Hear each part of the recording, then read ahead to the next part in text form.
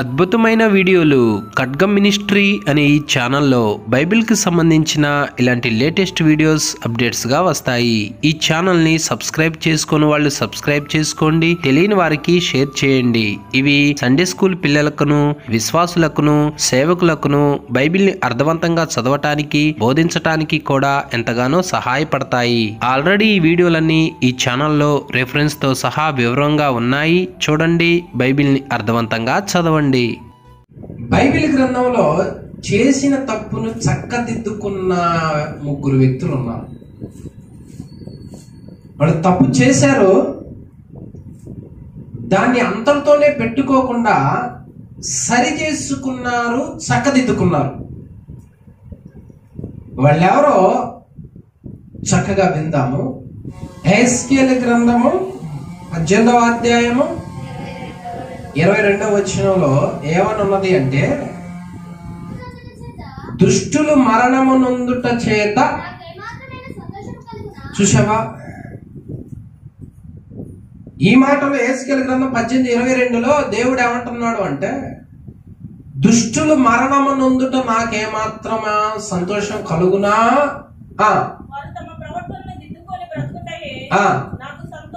ఇక్కడ ఒక అవకాశం ఇస్తున్నాడు దేవుడు. వారు తమ ప్రవర్తనలో దిద్దుకొని అంటున్నాడు. అక్కడ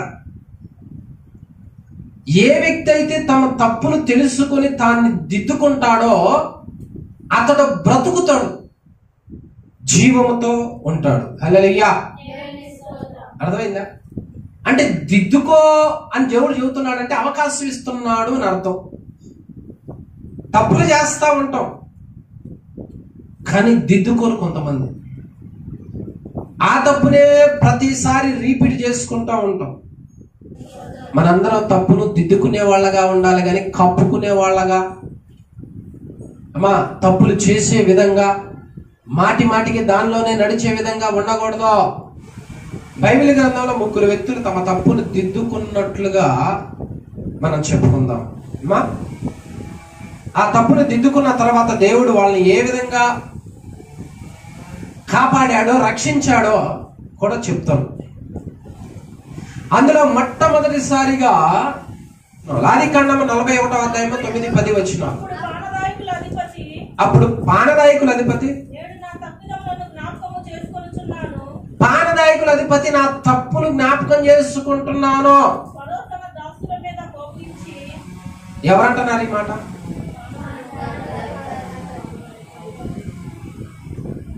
పానదాయకుల అధిపతి అంటే ఫరో దగ్గర ఇద్దరు పనులు పనిచేస్తుంటే ఒక రోజు వీళ్ళిద్దరు తప్పు చేశారని జైల్లో వేస్తారు. జైల్లో వేసిన తర్వాత ఆ జైల్లో యోసేపు ఉంటాడు. వీళ్ళిద్దరు బాధపడతా ఉంటుంటే యోసేపు ఒక రోజు, మీరు ఎందుకు బాధపడుతున్నారని వాళ్ళని అడగ్గా, అయ్యా మేము ఇద్దరం శిరో కలగన్నాం, ఆ కళలకు భావాలు మాకు తెలియట్లా, నువ్వు చెబుతావా అన్నాడు. యోసేపు ఇలా కళలకు భావాలు ఇద్దరికి చెప్తాడు.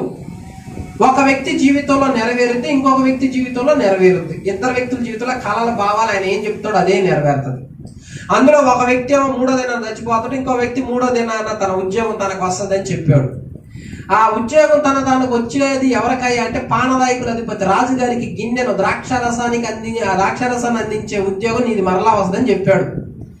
అయితే ఈ మాట చెప్పేటప్పుడు యోసేపు ఏమంటాడు అంటే, నీకు మేలు కలిగినప్పుడు, నీ ఉద్యోగం నీకు వచ్చినప్పుడు, నేను చెప్పింది జరిగినప్పుడు నన్ను కాస్త జ్ఞాపకం చేసుకో అంటాడు. అన్నప్పుడు ఇతను ఏమంటాడంటే, సరే ఓకే, నాకు గనక మేలు కలిగిందంటే రాజుగారితో మాట్లాడి ఇక్కడ నుంచి నిన్ను బయటికి రప్పిస్తా, నేను రికమెండేషన్ చేస్తా అని చెప్పి అక్కడికి వెళ్ళిన తర్వాత ఉద్యోగం వచ్చిన ఆనందంలో యోసేపు చేసిన మేలును కాస్త, చాలా సందర్భాల్లో మనం కూడా మనకి ఎవరైనా మేలు చేస్తే ఏం చేస్తాం, టక్కన మర్చిపోతాం. ఆ కాసేపటికి బాగానే ఉండి, ఆ కాసేపటికి నేనున్నాగా, ఆ కాసేపటికి నాకు మంచి జరిగితే అది ఇది ఇది అది అంటాం. జరిగిన తర్వాత మాట ఎట్లుంటది అంటే ఉండదు.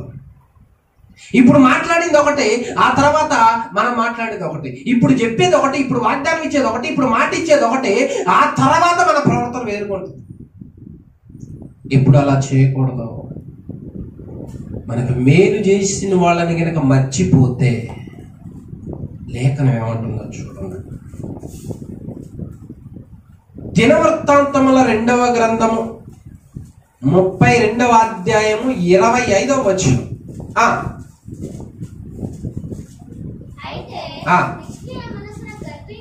చూడండి, హిజ్కియా మనస్సున గర్వించి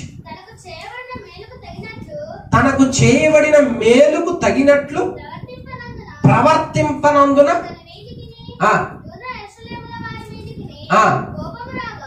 ఏమొచ్చింది చూసావా?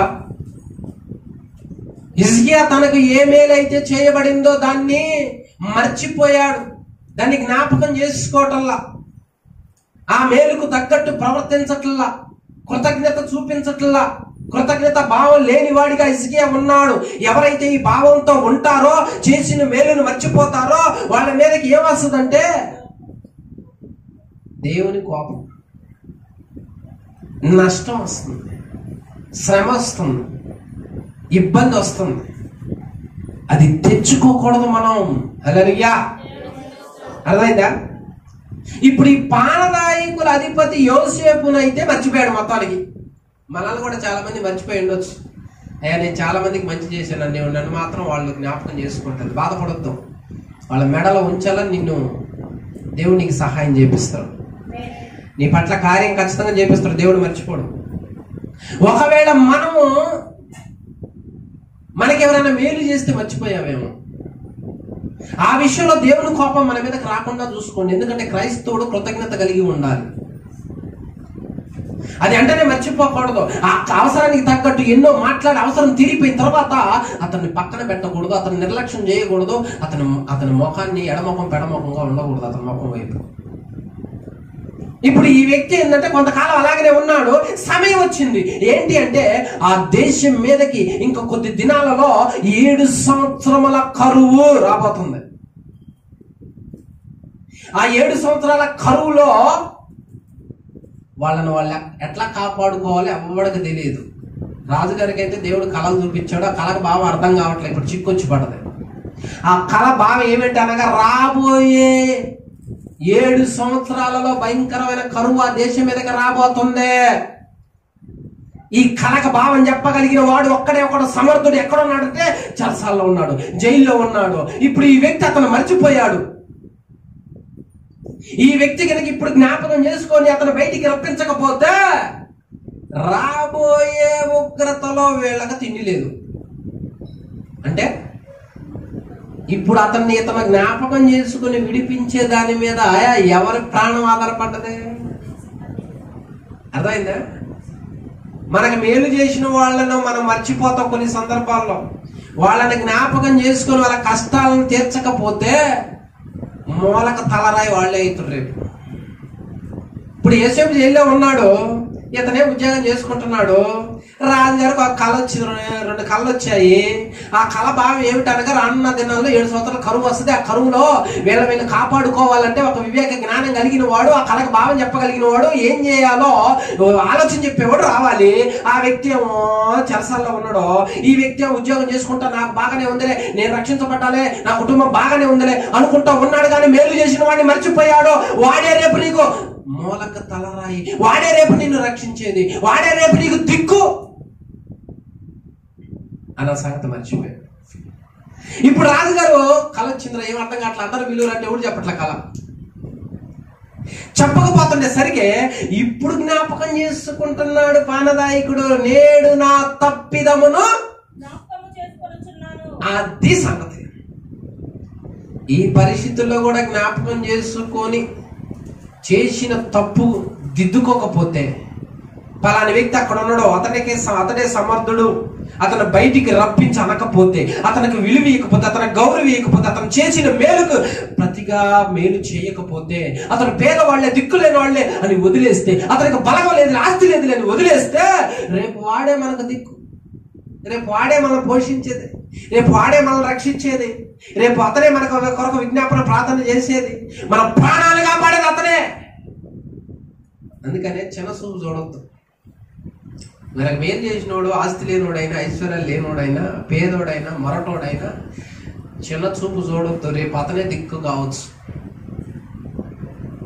పానదాయకుల అధిపతి రాజుగారి దగ్గర కూర్చొని ఉద్యోగం చేస్తున్న అధిపతి ఇప్పుడు నా తప్పు, నేను తప్పు చేశా, అతను మర్చిపోవటం తప్పు. అతను అప్పుడే కనుక జ్ఞాపకం చేసుకుంటే పాపం ఇన్ని రోజులు ఆ చెరసాలలో ఇబ్బంది పడేవాడు కాదు, బయటకు వచ్చేవాడు. అబ్బా ఎంత తప్పు చేసి ఎంత పొరపాటు చేశా అంటున్నాడు. అందుకనే పానదాయకుల అధిపతి ఇప్పుడు ఏం చేస్తున్నాడు, రాజుగారికి చెబుతున్నాడు, రాజా నీవు నా మీద, భక్షకారుల అధిపతి మీద కోపం ఉంచి చెరసాల్లో వేచినప్పుడు అక్కడ హెబ్రీలలో ఒక వ్యక్తి మా కళలకు భావం చెప్పాడు. ఆ కళల భావం అతను ఏం చెప్పాడు, అదే జరిగింది. అతను ఏమో తల తీసేస్తానని చెప్పాడు, నా ఉద్యోగం నాకు వస్తుందని చెప్పాడు, అదే జరిగింది. ఇప్పుడు నీ కళకు వచ్చే భావాన్ని వివరించాలంటే ఈ అభివృద్ధి దేశంలో ఎవరి వల్ల కాదు, ఆ ఒక్క చెరసాలలో ఉన్నాడే, దిక్కు లేకుండా, ఆదుకునేవాడు లేకుండా, పలకరించేవాడు లేకుండా, ఇబ్బందులు ఇరుకుల్లో అలాగనే ఉండి ఏనాడైనా నన్ను ఎవరో ఒకరు రక్షించకపోతారని బిక్కు బిక్కు పట్టుకుంటూ ఉన్నాడే, ఆ వ్యక్తిని పిలిపించు, ఆ వ్యక్తిని రప్పించు. ఆ వ్యక్తి దగ్గర సమాధానం ఉన్నది. ఆ వ్యక్తి ఈ సమస్య, ఈ చిక్కుముడిని విప్పగలిగిన వాడు. హల్లెలూయా. ఆ వ్యక్తి తప్పు దిద్దుకొనటం వలన, ఆ వ్యక్తి పశ్చాత్తాపడటం వలన, తన తప్పుని తెలుసుకోవటం వలన చెరలో ఉన్న వ్యక్తి బయటికి వస్తున్నాడు. రాజుగారి కన్నా కలలకు భావాన్ని చెబుతున్నాడు. రాబోయే ఉగ్రత నుంచి కాపాడగలిగే జ్ఞానము వీళ్ళందరికీ చెప్పాడు. 7 సంవత్సరాల పాటు ఈజిప్టు దేశాన్ని కరువులో నుంచి కాపాడాడు. అంటే ఇతను తప్పుదిద్దుకోవటం వలన ఇతని ప్రాణం ఏమైంది, ఇతని జీవితం ఏమైంది, ఇతని కుటుంబం ఏమైంది, ప్రాణాపాయమైన కరువులో కాపాడబడ్డది. హల్లెలూయా. నా తప్పుని నేను దిద్దుకుంటే నాకు క్షేమం, మీ తప్పుని మీరు దిద్దుకుంటే మీకు క్షేమం. కాదులే నేను దిద్దుకోను, మనకు రాజీ పడేది లేదు, అప్పుడేమో కింద సూపు, ఇప్పుడు పై సూపు అంటే కుదరదు. అమ్మా, రాజుగారికి గిన్నెను అందించే వ్యక్తి అంత తగ్గించుకొని తప్పు దిద్దుకొని నేడు నా తప్పిదములను జ్ఞాపకం చేసుకుంటున్నా అన్నాడు. బా, మంచి మాట అది. నా తప్పు ఇప్పుడు నేను జ్ఞాపకం చేసుకుంటున్నా, నేను కొంతమందిని మర్చిపోయా, కొంతమంది నాకు మేలు చేశారు మర్చిపోయా అని అర్జెంటుగా అతని పట్ల కృప చూపు, అతని పట్ల అతని మేలుకు తగినట్లుగా ప్రవర్తించు.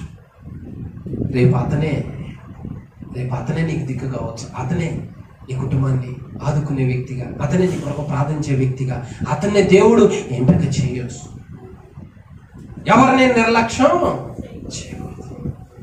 యేసేపును ఎప్పుడైతే జ్ఞాపకం చేసుకున్నాడో 7 సంవత్సరాల కరువులో వీళ్ళు కాపాడబడ్డారు. అంటే ఇతను జ్ఞాపకం చేసుకోకపోతే ఇతనికి నష్టం, అలాంటి వ్యక్తిని జ్ఞాపకం చేసుకుంటే ఇతనికి ఆత్మీయులు చేసిన మేలునైనా, ఎవరైనా చేసిన మేలునైనా మర్చిపోతాం. ఇక రెండో వ్యక్తి ఎవరో చూద్దాం. చూడండి, ఆదికాండము 20వ అధ్యాయము 2వ వచనం. అప్పుడు అబ్రహాము ఈమె నా చెల్లెలను చెప్పిన గనుక అబీమెలెకు పిలిపించి, చూసావా, అబ్రహాము గెరారు అనే ప్రాంతానికి తన భార్యను తీసుకుని వచ్చాడు. ఆ రాజుగారు ఏం చేశాడు అంటే ఆమెనేమో తన ఇంటికి చేర్చుకుంటాడు, అంటే తనకు భార్యగా తెచ్చుకుంటాడు, తనకు ఉపపత్నిగా తెచ్చుకుంటాడు, బలవంతంగా ఆక్రమిస్తాడు, బలవంతంగా ఇంట్లో పెట్టుకుంటాడు. ఎందుకు? అధికారం ఉంది, బలగం ఉంది, ఎవడేం చేసినా ఏమండో డబ్బు ఉంది, ఎవడేమన్నా సంపుతా అన్న గర్వం. ఈ కాలంలో కూడా చేసేది చాలా మంది అధికారులు అదే. ఈ కాలంలో కూడా చాలా మంది తెలిసి తెలియక చేసేది ఇదే. అతను ఎందుకు బలం లేదు, తన భర్త ఏం చేయలేడు, వాడు ఒక పిరికోడు, ఒక చేతగానోడు, వాడి పక్షాన్ని ఎవరు వ్యాజ్యమాడలేరు అని చిన్న చూపు నిర్లక్ష్యం చేసి తన భార్యను తెచ్చి అక్కడ పెట్టుకున్నాడు. అబ్రహాం బాధపడతాడు, అబ్రహాం దుఃఖపడతాడు. కానీ ఏదైతే చేసుకొచ్చి ఇంట్లో పెట్టుకున్నాడో అప్పుడు అతనికి ఏం జరిగిందంట? 18వ వచనం. ఏలయనగా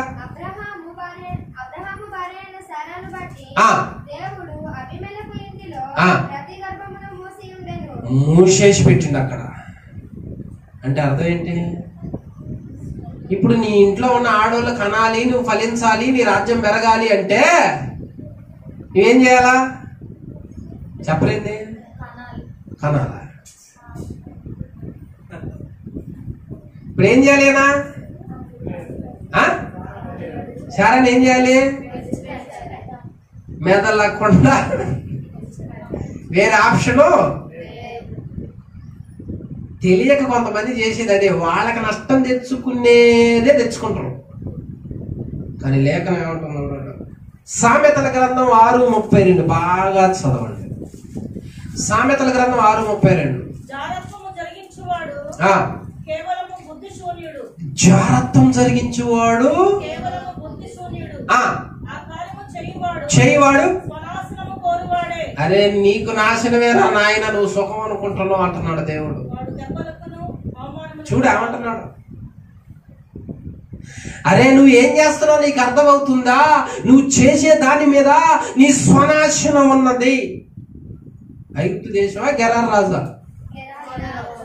గెరారు అబీమెలెకు. ఇప్పుడు ఇతను రాజు. ఆ రాజ్యంలో ఉన్న వాళ్ళందరూ కనట్లా, గర్భాలు మూయబడ్డాయి. ఇప్పుడు వాళ్ళు కంటేనే అక్కడ పిల్లలు పుడతారు. ఆ పిల్లలు పుట్టి ఎదగాలి. ఆ ఎదిగిన వాళ్ళ ద్వారానే సైనికులు ఏర్పడతారు, అంటే బలగం ఏర్పడుద్ది. అప్పుడు యుద్ధంలోకి ఎవరైనా వస్తే వీళ్ళ పక్షాన బలగం ఉన్నది కాబట్టి యుద్ధంలో విజయం సాధిస్తారు. ఇప్పుడు వీళ్ళ గర్భాలు మూయబడ్డాయి అంటే ఎవరికైనా ఈ రాజ్యం సులకనైపోదు. ఎవడొచ్చినా కత్తి చూపించి బెదిరించడం, ఎవడైనా చొరబట్టడం. చేసే పొరపాటు ఎక్కడ దాకా వచ్చిందో స్వనాశనానికి తెచ్చుకుంటున్నాడు. స్వనాశనానికి.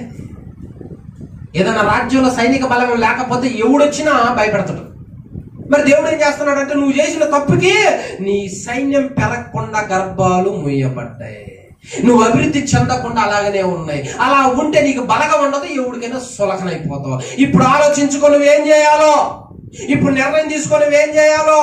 నీ గర్భాలు మూయబడటం కావాలా? నువ్వు అందరితోనే నశించిపోవటం కావాలా? బందీగా ఉండటం కావాలా? వేరే వాడొచ్చి నిన్ను కొట్టడం కావాలా? చంపటం కావాలా? నీ రాజ్యాన్ని లాక్కొని వెళ్ళిపోవటం కావాలా?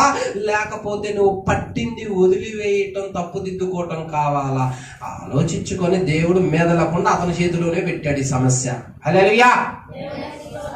ఏం ఆలోచించుకోవాలి? ఏం ఆలోచించుకోవాలి? అప్పటికైనా బుద్ధి రాకపోతే, అప్పటికైనా జాగ్రత్త చేసుకోకపోతే, అప్పటికైనా పరపురుషుని వదలకపోతే, అప్పటికైనా పరస్త్రీని వదలకపోతే, అప్పటికైనా చేసిన తప్పుని దిద్దుకోకపోతే ఎట్లా?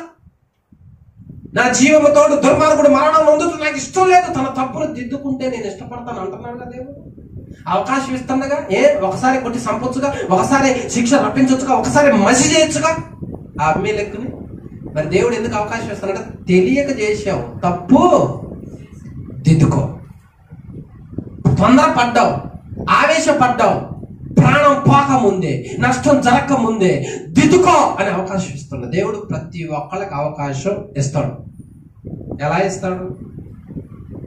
చావుకులో నిలబెట్టి ఇది అని మాట్లాడిస్తాడు, కళ్ళనన్నా మాట్లాడుతాడు, దర్శనం ద్వారా మాట్లాడుతాడు, నానా విధాలుగా మాట్లాడుతాడు. అప్పుడు మనకి వెంటనే ఏమర్థం కావాలంటే నా కుటుంబంలో నష్టానికి కారణం ఇదే, నేను ఫలించకపోవటానికి, నా బలం పెరగకపోవటానికి కారణం ఇదే. ఒక గర్భం నేను పాడు చేస్తే నా ఇల్లు అనేక గర్భాలు మూయబడ్డాయి. నేనేం చేయాలా? ఇంతటితోనే నా జీవితం శ్మశానం చేసుకోవాలా? లేకపోతే కలకాలం ఉండాలా? ఈ రాజ్యం వర్ధిల్లాలా? అభివృద్ధి చెందాలా? తరతరాలు నిలవాలా? ఆలోచన చేసి భయపడి జాగ్రత్త తీసుకున్నవాడు ధన్యుడు. అందుకే జాగ్రత్తం చేయవాడు కేవలం బుద్ధి స్వనాశనానికే చేస్తుంది. ఏమన్నా అసలు చదువుకుంటున్నారు కానీ తెలియలేదు, చదువు ఒక్కటే చదువుకుంటున్నారు, తెలివితేటలు ఒక్కటే అబ్బుతున్నాయి, లోకపరమైంది. నేను ఉద్యోగం చేస్తానా, నాకు ఆస్తుంది, నాకు ఇంత పేరుంది, నేను సెలబ్రిటీని, పేరు ప్రతిష్టతలోనే అని అనుకుంటున్నారు. కానీ ఏం చేస్తున్నారంటే చేయరాని, వేరే వాళ్ళని నిర్బంధించటం, చేయరాని కార్యాలు చేస్తారు. అది స్వనాశనమే అని తెలుసుకోలేకపోతున్నారు. అది నన్ను పాడు చేసేదే, నా కుటుంబంలో చిచ్చు పెట్టేదని తెలుసుకోలేకపోతున్నారు. అందుకే బైబిల్ బాగా చదివితే దేవుడు మాట్లాడిన మాట ప్రతిదీ నరుని బ్రతికించటానికి, కాపాడటానికి, జీవంతో ఉంచడానికి. అక్కడ చదువుతాడు స్నేహితుడు చెబుతాడు నీకేమని అంటాడు, రెచ్చగొడతాడు, నువ్వు తొందరపడ్డాను. వాడు ఎక్కేస్తాడు, నువ్వు తొందరపడ్డావు. ఎవరి నాశనం అది? కాస్త ఎదుగుతున్నప్పుడు పవిత్రమైన తెలివితేటలు అవ్వాలి. బైబిల్కి ఎప్పుడైతే దూరంగా ఉంటామో, వాక్యానికి ఎప్పుడైతే దూరంగా ఉంటామో, పిల్లలకి ఎప్పుడైతే అది అప్పకుండా చేస్తామో, ఆ కుటుంబంలో చిక్కు వస్తుంది. ఎవరు నేర్పుతారు ఈ జ్ఞానం? ఏ మాస్టర్ చెబుతాడు? ఏ స్కూల్ టీచర్ చెబుతాడు? పాఠాలు చెప్పి పంపిస్తాడు. ఎవరు చెబుతారు? ఇది దేవుడు చెబుతున్నాడు. నువ్వేం చేస్తున్నావు నీకు అర్థమవుతుందా? స్పృహలో ఉందా? మైండ్ ఉందా? వాడు చెప్పినట్టు నువ్వు విన్నావు, అది నువ్వు సుఖం అనుకుంటున్నావు, కానీ నీ వెనక నష్టం ఎంతుందో నేను చెబుతా విన్నాడు దేవుడు. నేను చెబుతున్నా వినరే, వాడి మాట కాదు, వీడి మాట కాదు. అందుకే నా దగ్గర కూర్చొని అనుదినం నా గడప దగ్గర నేర్చుకో. నీకు నీ కుటుంబానికి నేర్పు, అది నీకు క్షేమం. అది నీ స్వనాశనానికి జాగ్రత్త. ఇప్పుడు వదిలిపెడతావా? అక్కడే పెట్టుకుంటావా? నీ చేతులకు అప్పచెబుతున్నా, పాడు కావాలన్నా నీ ప్రవర్తన మీదే, బాగా కావాలన్నా నీ ప్రవర్తన మీద ఆయన చేతులకు అప్పచెప్పాడు. ఇప్పుడు ఇతను ఏం చేయాలి? తెలియగల వాడేమో, వామ్మో నా రాజ్యం మెరగట్లా, నాకు నష్టం వస్తుంది, ఇలాగైతే ఎవడో ఒకడు వచ్చి నన్ను బందీగా చేస్తాడు, నన్ను చంపుతుడు, ఇదొద్దు అని ఆలోచించుకొని జాగ్రత్త పడి 14 వచనంలో ఏం చేస్తున్నాడు చూడండి.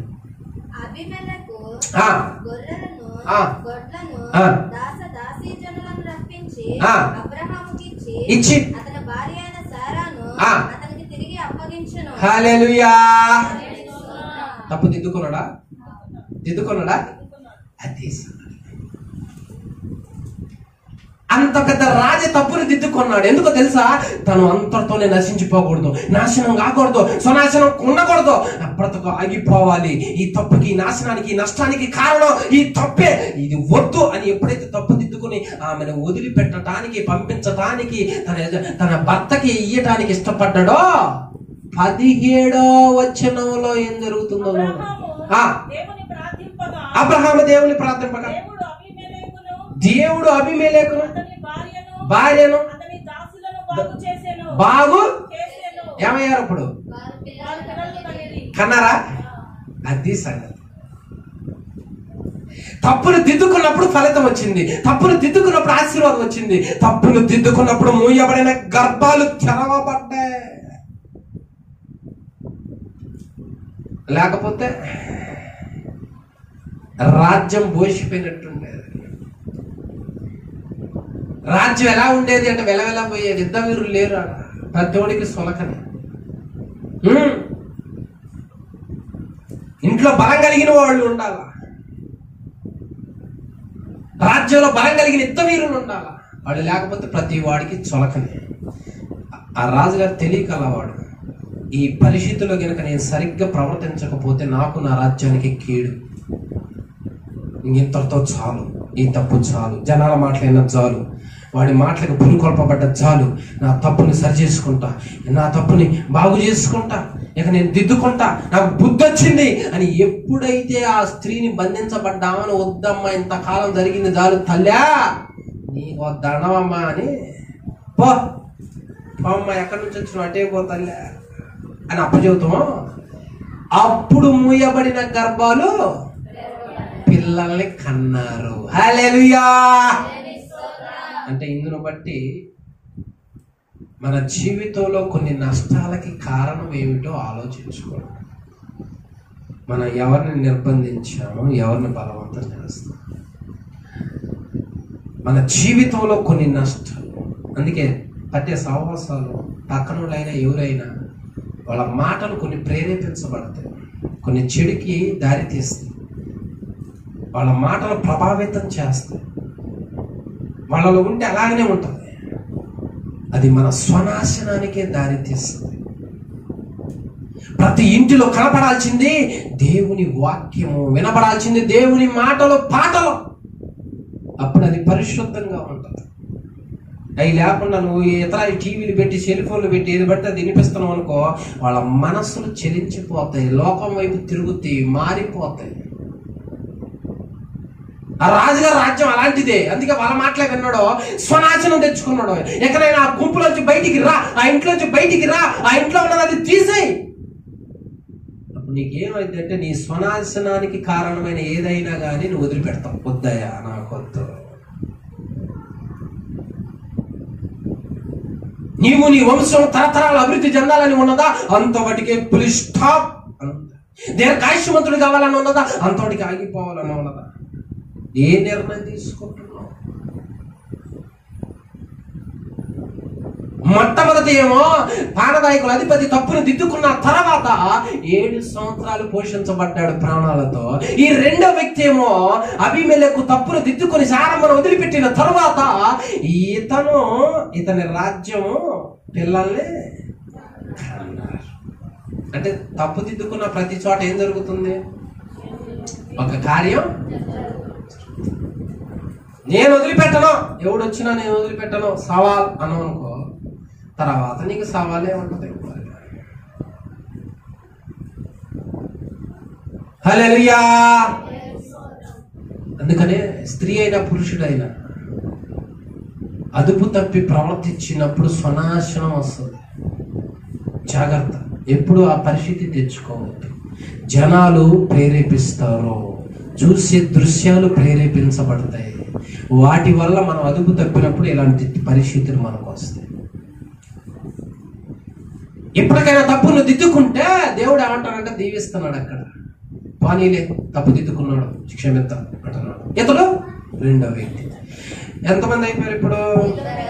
ఇక మూడో వ్యక్తిని చూపిస్తా. మూడో వ్యక్తిని చూపించి నేను ముగిస్తా, తొందరపడమాకండి. లూకా సువార్త 19వ అధ్యాయం. లూకా సువార్త 19వ అధ్యాయం 8వ వచనం. జక్కయ్య నిలబడి, ఇదిగో ప్రభువా, నా ఆస్తిలో సగం బీదలకు ఇచ్చుచున్నాను. నేను ఎవని యొద్దైనను అన్యాయముగా దేనినైనను తీసుకున్న ఎడల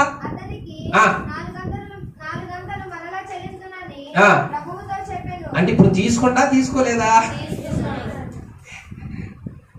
అన్యాయంగా డబ్బు సంపాదించాడు, అక్రమంగా అడ్డదారుల్లో సంపాదించాడు. ఏ గూట్లో పట్టిన డబ్బులే, ఏ బీరువాలో పట్టిన డబ్బులే, మొత్తంలో డబ్బులే, కింద డబ్బులే, మొత్తం ఇంట్లో కూర్చిపెట్టాడు అయ్యగారు. మరి జనం డబ్బు డబ్బు డబ్బు డబ్బు కదిలితే డబ్బు కదిలితే డబ్బు కదిలితే డబ్బు, అన్నదమ్ముల మధ్య డబ్బులు, ఆస్తుల మధ్య డబ్బులు, తల్లిదండ్రుల దగ్గర డబ్బులు, తల్లిదండ్రులు చూడటానికి డబ్బులు, అన్నిటికీ డబ్బు డబ్బు డబ్బు డబ్బు కలవరెత్తున్నారు ఒక్కొక్కడు. ఆ టైపోడు, ఆ పిచ్చోడు, ఆ రోగిష్టుడు ఈ జక్కయ్య ఎరుకో పట్టణంలో ఉన్నాడు. జనానికి ఈ చేత్తోనే 100 రూపాయలు ఇటు, ఈ చేత్తో 1000 రూపాయలు కొందటం. మరి అదే ఆయన చేసింది. నువ్వు పలానా సమయానికి ఇస్తానన్నావు, ఎక్స్ట్రా డబ్బులు పెనాల్టీ అంటాం, కొందటం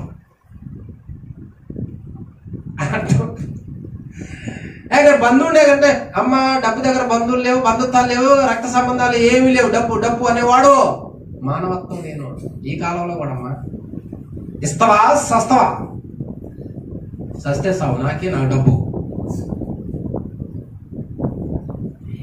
నాకు డబ్బు అని అన్యాయంగా సంపాదించి ఇంట్లో కూర్చుకుంటే ఆయనకి మనశ్శాంతి లేదు, ఆయనకి సంతోషం లేదు, ఆయనకు ఒక ఆనందం లేదు. ఎప్పుడు డబ్బు ప్రపంచంలో ఉన్నాడు, కానీ నైట్ నిద్రపట్టట్లా. ధనాపేక్ష సమస్తమైన కీడులకు మూలవాడ. ఒకరోజు యేసుక్రీస్తు వారు ఆ ప్రాంతానికి వచ్చాడు. ఊరంతా కలిసి పండగగా సంతోషంగా హడావిడిగా ఉండి యేసయ్యను చూడటానికి వస్తుంటే ఈయన కూడా ఏంద్రా ఊళ్ళో ఏంద్రా ఏంద్రా ఏంద్రా అని అడుగుతుంటే ఆయన ఇవన్నీ నీకెందుకురా, డబ్బు పిచ్చోడివి, ఎటు డబ్బు ఉంటే అడిగిపోయేవాడివి, నీకెందుకురా అని పోతున్నారు జనాలు. ఈయన ఏంటంటే అరే ఈ జనాలు ఏంటి అడుగుతున్నారని ఈయన కూడా పోయి చూడటానికి ప్రయత్నం చేసరికి ఇంకెవరు అక్కడ యేసయ్య ఉన్నాడు. ఇతనేమో 3 అడుగులున్నారా, యేసయ్య కనపడట్లా, చుట్టూ ఏమో జనం ఉన్నారు. అరే ఇంత గొప్ప మనిషి ఇక్కడికి వచ్చాడే, చూడటం కుదరట్లేదు, ఏం చేయాలా, అయినా టికెట్ ఏం లేదుగా, ఊరకేగా చూడటం, నేను హైట్ లేను కదా, నాకు ఎవడు దారి ఎట్లా, నేను చేసిన మంచి పనులు అలా ఉన్నాయి కదా, అందుకనే అరిగెక్కుతా అన్నాడు. అరిగెక్కినా కనపడట్లేదు. అది ఇంకా లాభం లేదని ఆయన వచ్చే దారిలో మేడి చెట్టు ఒకటి ఉంటే మేడి చెట్టు ఎక్కువ కూర్చున్నాడు. హల్లెలూయా. ఆయన అవతారానికి తగ్గట్టే సరైన చెట్టు ఎంచుకున్నాడు. ఆయన ఆయన ప్రవర్తనకు తగ్గట్టుగానే సరైన చెట్టు ఎన్నుకున్నాడు. యాప చెట్టు ఎక్కొచ్చుగా, ఇంకో చెట్టు ఎక్కొచ్చుగా, అదే దక్కింది. అంటే ఆయన చేసే క్రియలే ఆ చెట్టు ఎక్కి కూర్చున్నాడు. యేసుక్రీస్తు వారు ఇలాంటి వాళ్ళ కనికరించడానికి వచ్చినాడు కనుక వచ్చి ఆ చెట్టు దగ్గర ఆగి జకయా. ఎవడు కనపడలేదయా, ఎవడు కనపడలేదు, ఏసైకే కనపడ్డాడు. అమ్మా మనం కనపడేది ఏసైకే, లేకపోతే ఎవడికి కూడా సీసీ కెమెరాలకు కూడా అందం, సీసీ కెమెరాలకు కూడా ఈ ఏసై పట్టుకోవాల్సిందే. సూపు తయారు, సూపులోంచి ఎవడో తప్పించుకోలేడు. మనం ఏమంటామంటే నేను చేయలేదు అది అంటాం. కానీ ఆయన పట్టుకుంటాం, నా సూపు నుంచి తప్పించుకుంటాం. ఎవడి కనపట్ల జక్కయ్య, ఏసై మాత్రం జక్కయ్య త్వరగా దిగు, నేను నీ ఇంట్లో ఉండవలసి ఉన్నది జక్కయ్య అన్నాడు. ఇంకంతే. బా ఆ మాటకి ఆ ధనాపేక్ష, డబ్బు, ఆ ఆశల కోరికలో దెబ్బకి నీరు గారిపోయి గబ్బ చెట్టు దిగి సంతోషంతో ఆనందముతో నాలాంటి వాళ్ళ ఇంటికి వస్తున్నావు, నువ్వు నా పైన కృప చూపుతున్నావు, నా పైన కనికరం చూపుతున్నావు. ఈ పట్టణంలో అలాగే ఎవడు లేడే, నన్ను గౌరవించేవాడే లేడు. ఎందుకంటే మన బతుకదు కాబట్టి. ఇంత గొప్ప అయినా నా ఇంటికి రావడానికి సిద్ధపడ్డాడంటే ఎంత కనికరం కలిగినాడు. రాయాన్ని ఇంటికి తీసుకుపోయాడు. యేసుక్రీస్తు వారి ఇంటికి అట్లా వచ్చాడు అంతే. ఇక ఆయనతో కలిసి నడుస్తున్నప్పుడు, ఆయనతో కలిసి అడిగేస్తున్నప్పుడు, ఆయన పక్కన ఉన్నప్పుడు మనస్సు కరుగుతున్నది. యెహోవా సన్నిధిలో పర్వతములు సైతము మైన వలె కరుగును. హల్లెలూయా. అంటే అర్థం ఏంటంటే రాయిలంటే హృదయం కలిగినోడు కూడా కరిగి కూర్చుంటాడు అక్కడ. బండ లాంటి మనసు కలిగినోడు కరిగి కూర్చుంటాడు అక్కడ. ఎవరి మాట విననన్నవాడు కూడా కరిగేస్తాడు దేవుడు. ఆ వాక్కుకి, ఆ ప్రభావానికి, ఆ అగ్నికి ఆ శక్తి ఉన్నదే. ఆయనతో కలిసి ఇంటికి నడుస్తున్నాడు పక్కన ఉండి ఆ ప్రభావం ఏం చేసిందంటే ధనాపేక్షను కరిగిస్తుంది అక్కడ. బండ లాంటి హృదయాన్ని కాలుస్తుంది అక్కడ. ఇంటికి వేసి వెళ్ళి అట్లా ఉన్నాడు అంటాడు. ఇప్పుడు అంటాడు ఆ మాట, ప్రభువా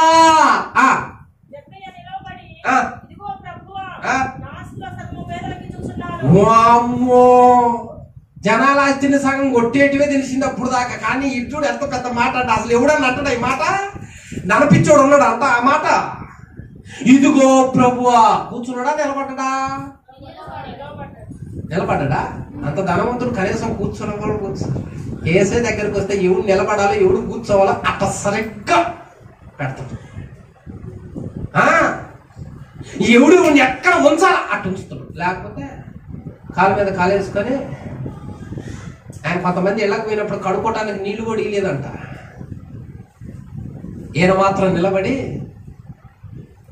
ఎంత గొప్ప మాట మాట్లాడుతున్నాడు. ఇదిగో ప్రభువా, నా ఆస్తిలో సగం పేదలకు ఇచ్చుచున్నాను,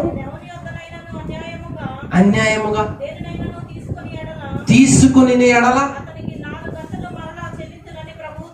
ఇదివరకు దోచుకున్న, ఇదివరకు దొంగని, ఇదివరకు అన్యాయం చేసిన వాడిని ధనపిచ్చి కలిగిన వాడని మోసాలు చేసిన, కానీ దానికి 4 గింతలు ఇయటానికి సిద్ధంగా ఉన్నా. నా తప్పును దిద్దుకుంటా, కానీ నువ్వు నా దగ్గరే ఉండాలి, నువ్వు నా ఇంట్లోనే ఉండాలి. నువ్వు వచ్చిన కాడి నుంచి నా ఆనందం వేరు, నా సంతోషం వేరు, నా ఆనంద బాష్పాలు వేరు. ఆహా, ఈ సంతోషం నాకు డబ్బు ఇలా, ఈ లోకం ఇలా, ఇదే అనుకున్నా.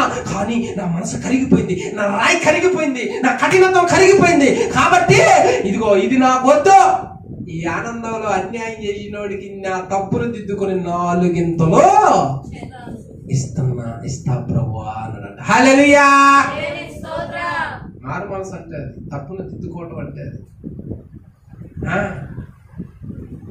కొంతమంది పట్టుకునే వదలరు, అలాగనే ఉంచుకుంటారు. కొంతమంది పట్టుకునే అలాగనే ఉంచుకుంటారు. మనస్సు కరగాలే, మనస్సు నీకు ఎట్లా ఉండాలి? మైనం వల్ల అయిపోవాలా, మెత్తని హృదయం అయిపోవాలా.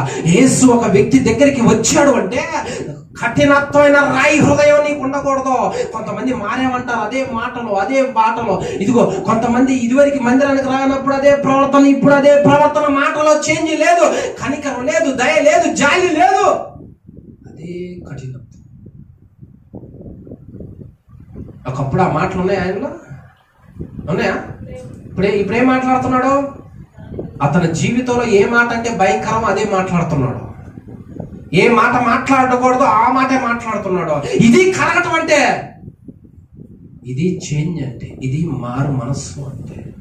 ఎన్ని సంవత్సరాల నుంచి మందిరాలకు వస్తున్నావు? ఎన్ని సంవత్సరాల నుంచి కోపాన్ని ఆపుకోలేవు, కఠినత్వాన్ని ఆపుకోలేవు, నోటి మాటను ఆపుకోలేవు, నోటి దురుసుని ఆపుకోలేవు, అక్రమాన్ని ఆపుకోలేవు, అన్యాయాన్ని ఆపుకోలేవు, దోచుకుంటూ ఆపుకోలేవు. ఏం ప్రవర్తన ఇది? యేసు ఇంట్లో ఉన్నాడా, బయట ఉన్నాడా? అదే మాటలు అదే ప్రవర్తన ఉంటే ఇంక మనం యాడ చేంజ్ చేయొచ్చు? అదేనా? ఇంకా యాడ మారావు? నీ మనసు ఎందుకు కరగట్లా? డబ్బు విషయంలో, అక్రమ విషయంలో, అన్యాయం విషయంలో నీ మనసు ఎందుకు కరగట్లా అంటే యేసయ్య అక్కడికి వచ్చి కూర్చుంటే నిన్ను కాలుస్తూ కరిగిస్తాడే. నువ్వు ఎందుకు కరగట్లా ఇంకా అంటే యేసయ్య లేడు.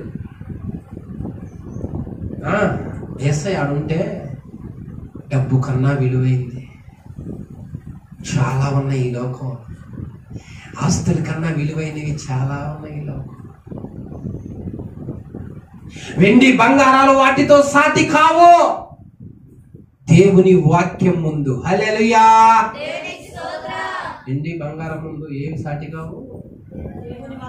దేవుని వాక్యం ముందు. తెలుసుకున్నవాడు ఈ మాట మాట్లాడతారు. మనం చెప్పే సామెతల గ్రంథం ఎక్కడుంది ఆ మాట? దానితో సాటి కావు.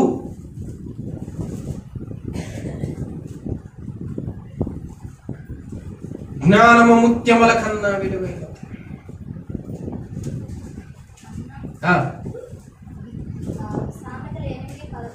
సామెతలు 8:11 ఏముంది?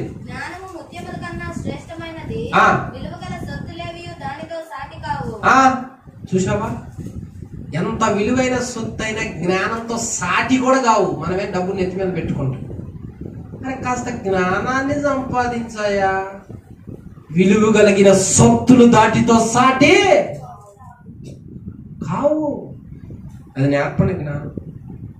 జ్ఞానవంతుడు తను భద్రపరుచుకుంటాడు. దేవుడు గొప్పతనం చెబుతాడు.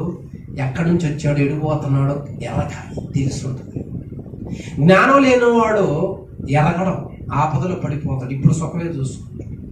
ఈ జక్కయ్య యేసయ్య ఎప్పుడైతే వచ్చాడో ఆయనతో కలిసి నడుస్తున్నప్పుడు తన మనసు కరిగినట్లుగా వాక్యాన్ని పట్టుకుంటున్నావు. నీవు మందిరానికి వస్తున్నావు, నీవు ప్రార్థన చేస్తున్నావు, నీ మనసు కరగదా? నీ మనసులో కఠినత్వం పోదా? నువ్వు మారవా? నీ మాటలు మారవా? నీ ప్రార్థన పెరగదా? నీ వాక్యజ్ఞానం పెరగదా? నీ కుటుంబానికి క్రమశిక్షణ ఉండదా? ఎంతకాలం ఇలా ఉంటావు? ఎప్పుడా చిక్కులే, ఎప్పుడా ఇబ్బందులు, ఎప్పుడా దరిద్రమే, ఎప్పుడా నీటి ఉండదు, ఆ పిల్లల మాట ఉండదు. ఏంది ఇది? అదే నేర్పింది. అంత కఠినాత్ముడే యేసయ్య ఒక్కసారి ఇంటికి వస్తే అంత చేంజ్ అయిపోయి 4 ఇంతలు అన్యాయం చేసిన వాళ్ళకి ఇస్తానంటున్నాడంటే ఇక మనలో ఎంత ఉండాలా? మనలో ఎంత మార్పు ఉండాలా? తప్పును దిద్దుకున్నాడు కాబట్టే కింద యేసయ్య ఏమంటున్నాడు? అందుకు యేసు ఇతను అబ్రహాము కుమారుడే. హల్లెలూయా. రక్షణ ఎప్పుడు వచ్చింది? పట్టుకున్నాయి దయా. మనం అన్ని పెట్టుకుంటాం. నేను మారా, నేను మారా, ఏదో అవనం. నేను మారా, మా అమ్మాయి కూడా మారింది, మా పిల్లలు కూడా బాప్తిసం తీసుకున్నారు. స్టార్టింగ్ లో బలహీనతలు ఉన్నాయా? సరే, తర్వాత ఎట్లా యేసుతో కలిసి నడుస్తున్నప్పుడు బలహీనతలు కరగాలగా, కాలిపోవాలిగా, వాక్యం పవరకి, వాక్యం దెబ్బగా కరిగిపోవాలిగా. అంటే నువ్వు సరిగా దేవుడితో నడవటల్లా, అది అర్థం. అనుదినం దేవుడితో నడిచేవాడు, సహవాసం చేసేవాడు ఈ విధంగా ఉండడు. అతను చేంజ్ అయిపోతాడు, అతను మార్పులోనికి తీసుకొస్తాడు. యేసయ్య ఒక ఇంట్లోకి వచ్చి కూర్చున్నాడు అంటే, యేసయ్య ఒక ఇంట్లోకి వచ్చాడు అంటే కఠినాత్ములు సైతం మారిపోతారు.